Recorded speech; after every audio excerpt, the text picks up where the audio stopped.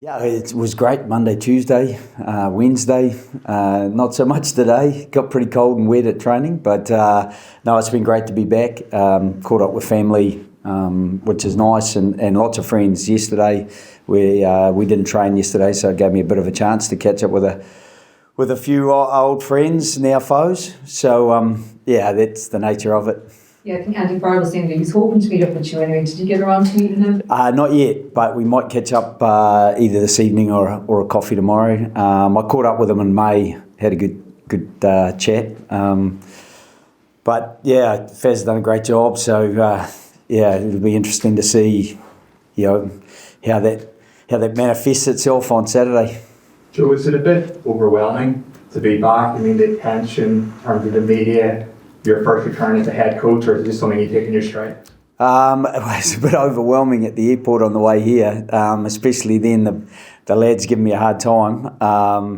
But no, it's actually comfortable. I feel comfortable here. 10 years is a long time, and obviously we still have a home here. My daughter, I think we're probably one of the few loss-making landlords in Dublin, but that's just the way it is. I think it's one of the funny things about Dublin. They talk about kids staying in the home longer. I think our kids just stayed until we left. So it was a pretty good plot that they had, I think. Joe, it's the 150th anniversary, and there's been a lot of success in Ireland in the last 20 years, of which you've been a massive part. Do you take pride in watching see on Saturday from the home perspective? Yeah, I think what you want to leave is a legacy, that people are enthusiastic about the game, as much as anything. That the success that has allowed interest to grow, and the playing population to grow, and the health of clubs. I'm just going to catch up with some people from Old Wesley. I'll drop into Terranure while I'm back, and I just love the fact that the sport is not just flourishing at the top end, but we've been really well hosted by Wanderers the last couple of days in the training, and they've got a fantastic facility there that we've really been able to enjoy. So. Yeah, it's always a multifaceted thing and a multi-contributory thing. That it was a lot of people were putting a lot of effort in to help, I suppose, make the game more accessible, and then also make it more successful at the top end. We saw your fingerprints, or we thought we saw your fingerprints on the All Blacks in the World Cup quarter-final game. We talk a lot about old coaches and players having insights, but yours seem particularly important this week. Do you think it can give you a little bit of an advantage?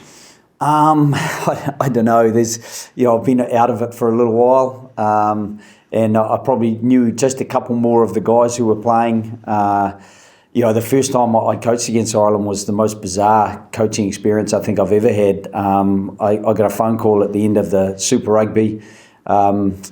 To ask me from Ian Foster what was I doing. I said, I'm going to take a bit of a holiday, and he said, I've got just the destination for you. So it was into Auckland and a week coaching to get ready for the first test in the Irish series, and all the coaching staff had COVID, and the gift that keeps on giving, I got COVID after that, and was locked up. We had Irish friends actually staying with us. We had to move them down the road to my brother's place, it was a really bizarre circumstance. At least by the time we got to the quarter-final of the World Cup, I'd been helping out for a while and was a little bit more comfortable, and I just thought it was one of the best games of rugby I've seen. Certainly not for coaches, because you got your heart in your mouth the whole time. Geordie Barrett holding up Ronan Kelleher was pivotal, but there were so many pivotal moments in that game. So it was, I just think, a great advertisement for really high-level competitive rugby. Joe, you've obviously gone at the start with Joseph Sualihi, and also you've given a start to James Slipper, and with Angus Bell resting the bench. Could you just take us through some of those decisions? Yeah, Joe's fine. He got a kind of one of those stingers where he had a bit of a dead arm, and we just felt that it was better to get it properly assessed, and we couldn't hold the game up to do that. So we took him out of the game against Scotland, which was disappointing because we'd had a couple of late changes, one with Matt Fassler with injury and one with illness with Jeremy Williams. So it was a pretty disjointed old week in Edinburgh with the frozen grounds. And there's a funny story about us getting in the bus to go to the captain's run and going about 5 metres and then backing up 5 metres and all getting off the bus. That was. The boys loved that captain's run because they all went out in the snow. They loved it. Some of them had never seen it before. So that in itself was another really good experience. But for Joseph, he's fully fit, fully able. And I think what you will have seen if you look right through the last 4 games, we have been looking at different combinations, and we've shifted things by 4 or 5 players every week because got the eye on the immediate prize and we want to be as competitive as we can be, but at the same time we know we've got to build some depth in preparation for the British and Irish Lions next year. And so that was always the brief for me coming into the job because that's a massive series for the Wallabies and for the Australian public, because when the masses come in and the expats that are already there, I just think it has the opportunity to really promote the game and be a fantastic occasion for competitive rugby. Joe, when you got the Wallabies job, you talked about how important it was for rugby to have the Wallabies back as a top force in the game. Do you feel you're getting there? Where do you think you are now? Do you feel as if progress is being made, particularly over the last month? Yeah, I feel like I'm paddling hard, but I'm not necessarily going forward. But I think we're keeping our head above water. And so, we've demonstrated we can be competitive with some really top teams. 31-28 in the first Bledisloe Cup game. We led just before half-time. That was a bit of a killer, letting in a try in Wellington just before half-time. But until then, it was a very, very competitive game, and we have slipped off in a couple of second halves, which is frustrating. But at the same time, we're trying to build to 80-minute performances, and we're trying to build depth so that if we get a ripple like we did last week, that we can still try to stay on top of the water. So, we're not necessarily, I wouldn't say flying through it, but we are managing to keep our head above it, I think. And so there's been progress, I believe. We were quite confident in the progress we were making, but sometimes when it's not reflected on scoreboard results, there's always an element of frustration. But the other thing, we just wanted to raise the profile and excitement around the game, and we've had some really super messaging during this tour from people at home, really supporting the team, and that's a little bit of encouragement because it was very flat this time last year. The 2 wins over Portugal and Georgia, but then big losses to the likes of Wales and missing out obviously on the playoffs at the World Cup was very deflating, and the players they were quite fractured at the start. I didn't really know them at the start. I didn't even know the staff. There's only 2 staff really from the year before, so it's been a complete makeover, and so we're still getting to know each other really. Joe, you had such a big influence on so many of these Irish players, and even earlier this week, Paul O'Connor was saying they still reference things you would have coached around areas like the breakdown. But in terms of style of play and game plan, in what way is this Ireland team different to the team you left in 2019?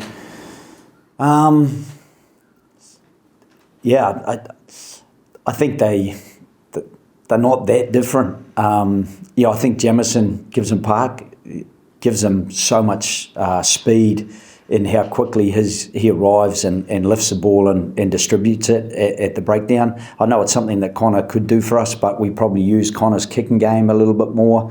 Not that Jamison's got a bad kicking game. It's just that people tend to play to their strengths, and then as a coach, you're trying to maximise the strengths you have in the team. So, and a big part of it was talking to the players and seeing how they wanted to play, how they felt they were capable of best playing. And it's been the same with the Wallabies. You know, we sat down and we had a leadership group that we put together and we nutted out amongst us how do we best utilise the resources we've got and get people re-energised about it. As I said, it was quite deflated and we wanted to try to re-energise the playing group. And the leaders have done a great job of that. And, you know, when you've got experience like the likes of Mike Cron and Laurie Fisher, you know, you've got Jeff Parling, who's a real kind of scientist around line-out options, and Owen Toolan, who I first worked with here in 2013 with the Irish team, you know, and he left to go to Australia just after that, and 10 years later, you end up working together again. Joe, if it feels like a sort of homecoming for you, what's your sense of Saturday and stepping back, you personally, into the Aviva? Will there be apprehension or do you feel the overriding emotion will just be focused on winning here? Yeah, there'll be apprehension because I have that every week. I even have it before training. Geez, I hope we don't break someone today. Gee, I hope the boys get some confidence and some rhythm here today. And so I try to be pretty transactional, pretty pragmatic on game day, but there'll be some emotion in it for me for sure. In terms of the legacy, you mentioned it there in the book with Paul O'Connell just now, and he's saying he takes so many pages out of your book. But I don't know if you've seen or read that Johnny Sexton saying effectively, right up until his last game, the voice he had in his head was your voice. And I wonder just how that makes you feel when, as iconic a rugby player as someone like Sexton says, you have left the biggest single blueprint in his game that any coach has. Geez, I feel sorry for him. If he had my voice still in his head, hell, yeah. I mean, I worked with Johnny for 10 years, so it's probably the longevity of the relationship and also that we would bounce backwards and forwards with ideas. I really enjoyed the Leinster period because we had some really good contributors to how we play the game with Brian O'Driscoll. Isa Nathaiwa was a big influence as well, and even I think both Dricko and Johnny would say that he was influential in that team, and even just around, you know, being a blunt force instrument. Brad Thorne, there was a whole lot of guys in that era that were really influential. Sean O'Brien as a player was freakishly good through those Leinster years, and unfortunately we didn't probably get to see the maximum of him in a green jersey, but the blue jersey he was virtually unstoppable in a couple of those years. So I think all those guys have helped mould Johnny and allow him to probably understand the game, understand himself, and understand that he needed to contain himself a few times, and sometimes he just didn't anyway. But that was part of what really was a catalyst for the team and the passion in the team. And he brought that, but he also brought the cold-blooded kind of clear decision making that you need. So, geez, if he's still saying that, I feel sorry for him. But I would have to say that he was fantastic to work with. A really incredible, skillful and competitive, with a fantastic understanding of the game. He was great. Excuse me. I was just going to say, Cian Ednett, you've obviously given a debut, and also, I was just wondering your thoughts on Sam Prendergast, who obviously is a guy, I'm sure you've seen a lot of footage, and a bit like Sexton, a wonderful playmaker. Yeah, I was talking to Richie Murphy 2 years ago, and he was saying, wow, this kid can play. And so Richie had that time with the under-20s, and they were hugely successful. So, you know, I still look at Ireland and I think, wow, there's all these kids coming through that were very successful in the under-20s. I think they went back-to-back Grand Slams in the 20s, which is a hell of an effort, and then got through to those top rungs in the Global Junior World Cup. So that's probably he's at the apex of that group of young players who are really exciting. But again, he got his debut obviously against Fiji, and I thought did really well. And Faz must have thought he went all right as well, I suppose, because he's put him back in against us, and that's a real confidence. I'm not saying it's ever going to be easy for him, but imagine having Jamison Gibson Park and Bundy Aki, inside, outside, Robbie Henshaw right there, Caelan Doris further in. He's on a really good hinge of experience, I think. So while his experience isn't great, I think the people around him, they've got fantastic experience. Joe, what are pipelines like in Australia? You're talking about the Irish supply chain. What are they like in Australia? Yeah, they're a little bit clogged at the moment, and the pipeline has become a little bit fragmented and probably narrow. And what we're trying to do by getting people excited about the top end is probably capture a few more of the players that may otherwise have gone to rugby league. It's a pretty constant threat. There are 18 rugby league teams that play in the NRL, not all of them based in rugby areas or in Australia, but that's a constant battle. Obviously, Joseph, even being over here, experiencing what he's experiencing over here, it's very hard to do that in the NRL. Rugby is a much more, I think, global game.